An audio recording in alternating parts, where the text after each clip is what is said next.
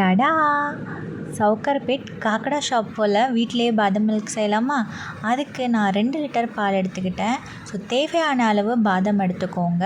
So பாதாமை நல்லா தோல் உரிச்சிட்டு இந்த மாதிரி ஸ்லைஸாக கட் பண்ணிக்கோங்க.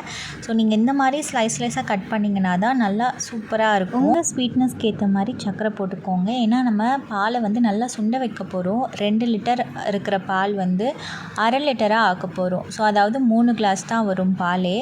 இப்போ நான் பாதாம் மிக்ஸ் ஆட் பண்ணியிருக்கேன். உங்களுக்கு தேவைன்னா நீங்கள் ஆட் பண்ணிக்கலாம், வேணாம் அப்படின்னா நீங்கள் அப்படியே விட்டுடலாம். இது நல்லா சுண்ட வைக்கணும். ஸோ ஒரு 1/2 அன் ஹவர் வரைக்கும் நல்லா சுண்டி இந்த மாதிரி ஒரு திக் கன்சிஸ்டன்சியில் வந்துடும்.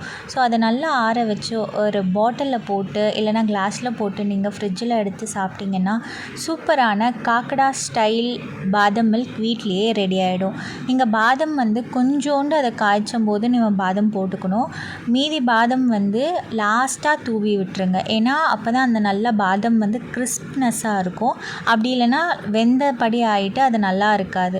நீங்கள் இதை ஃப்ரிட்ஜில் வச்சு இந்த சம்மருக்கு சாப்பிட்டீங்க அப்படின்னா செம்ம டேஸ்ட்டாக இருக்கும். செம்ம திக்கான ஒரு சம்மர் ட்ரிங்க் நீங்கள் வீட்லேயே ரெடி பண்ணலாம். கண்டிப்பாக ட்ரை பண்ணி பார்த்துட்டு கமெண்ட்ஸ் பண்ணுங்கள் எப்படி இருக்குது அப்படின்ட்டு. For more delicious videos, subscribe my Daily Tea channel. Thanks for watching. Bye bye.